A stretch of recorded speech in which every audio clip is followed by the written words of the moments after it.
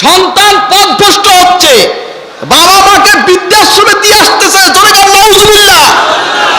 ওয়াবিল ওয়ালিদাইনি ইহসানা। আল্লাহ বলছেন তোমাদের পিতামাতার উপরে, আল্লাহ পাক বলছেন কি, সৎ আচরণ করো, ভালো আচরণ করো পিতামাতার উপরে। কার উপরে বলেন? কার উপরে? পিতামাতার উপরে। সুবহানাল্লাহ, আল্লাহর নির্দেশ, হুকুম। নবীজির কাছে আসছে এক সাহাবী, ইয়া রাসূলুল্লাহ, কার হক আগে, মায়ের হক আগে না বাবার হক আগে? কলা সুম্মামান। নবী বলছে কলা উম্মুকা, কলা সুম্মামান, কলা উম্মুকা, কলা সুম্মামান, কলা উম্মুকা, কলা সুম্মামান, কলা আবুকা। বলেন সুবহানাল্লাহ।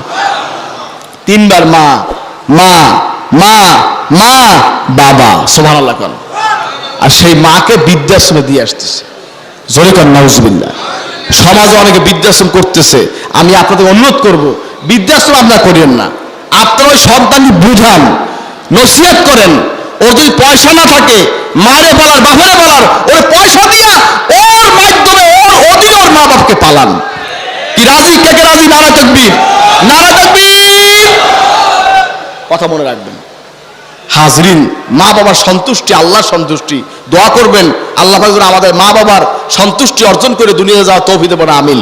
জোরে বলেন আল্লাহুম্মা আমিন।